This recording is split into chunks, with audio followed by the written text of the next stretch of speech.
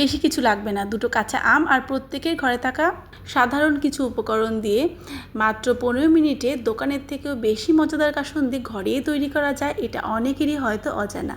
তো রাধে রাধে, আশা করি সবাই ভালো আছেন, সুস্থ আছেন, আর আমিও। তো আজকে আপনাদের সাথে শেয়ার করছি আম কাসুন্দির মজাদার রেসিপি। এই আম কাসুন্দি বানানোর জন্য প্রথমে আমি এখানে নিয়ে নিয়েছি 1 কাপ কালো সরষে, আর তার সাথে হাফ কাপ সাদা সরষে। 2 কাপ জল দিয়ে আমি 10 মিনিটের জন্য ভিজিয়ে রেখে দিচ্ছি। আর যেহেতু আম কাসুন্দি কাঁচা আম তো লাগবেই, তো তার জন্য আমি এখানে নিয়ে নিয়েছি দুটো মিডিয়াম সাইজের কাঁচা আম। আর আমগুলোকে খোসা ছাড়িয়ে ছোট ছোট টুকরো করে বানিয়ে নিচ্ছি, এগুলোকে মিহি করে পেস্ট করার জন্য। আর এদিকে আমি ভিজিয়ে রাখা সর্ষেগুলোকেও ভালো করে ধুয়ে জল ঝরিয়ে নিয়েছি।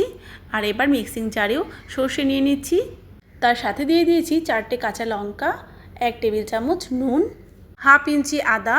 আমার এখানে বাটা আদা ছিল, তো সেটাই আমি 1 চামচ এর মধ্যে দিয়ে দিয়েছি।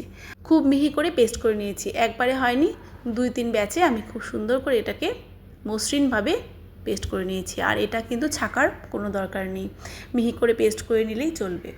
আর একটা পাত্র নিয়ে নিয়েছি এটাকে জাল করার জন্য। পাত্রের মধ্যে আমি দিয়ে দিয়েছি ওই মেজারিং কাপেরই 3 কাপ জল। কালারের জন্য কাশ্মীরি রেড চিলি পাউডার দিয়েছি 1 টিস্পুন, 1 টিস্পুন দিয়ে দিয়েছি হলুদ গুঁড়ো, আর দিয়ে দিয়েছি 1 টেবিল চামচ নুন। আগে 1 চামচ নুন দিয়েছিলাম, আর এবার দিয়েছি আরও 1 চামচ নুন। আর নুনের পরিমাণটা নিজেদের টেস্ট অনুযায়ী অ্যাড করবেন। আর ওই মেজারিং কাপের 1 কাপ দিয়ে দিয়েছি চিনি। একটু টক মিষ্টি হলে ভালো লাগবে, তো তার জন্য এখানে 1 কাপ চিনি ইউজ করেছি। আপনারা চাইলে কিন্তু হাফ কাপ চিনিও এখানে ইউজ করতে পারেন। জলটা খুব ভালো করে ফুটে উঠলে এর মধ্যে আম আর সর্ষে বাটার মিশ্রণ দিয়ে দিয়েছিলাম। সব কিছু খুব ভালো করে মিশিয়ে একটু জাল করে এর মধ্যে দিয়ে দিয়েছিলাম হাফ কাপ সর্ষের তেল, আর হাফ কাপ দিয়ে দিয়েছি এর মধ্যে ভিনিগার। আমি আর একটু জাল করে নিচ্ছি। অবশ্যই এর মধ্যে সর্ষের তেল আর ভিনিগার অ্যাড করতে হবে।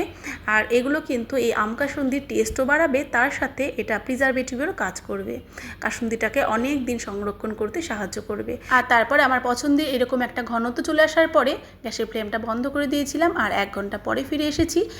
এখনই আম কাসুন্দি পুরোপুরি ঠান্ডা হয়ে গেছে, আর এর ঘনত্বটাও আগের থেকে অনেক বেশি ঘন হয়েছে। এবারে শুকনো পরিষ্কার কাচের জারে ঢেলে এটাকে সংরক্ষণ করা যাবে 1 বছর পর্যন্ত, যদি জল না লাগে। বললে বিশ্বাস করবেন কিনা জানি না, এটা এতটাই সুস্বাদু, যে কোনো নোনতা খাবারকে আরও বেশি মজাদার করতে, ইভেন শুধু মুখেও কিন্তু এটা দারুণ লাগে।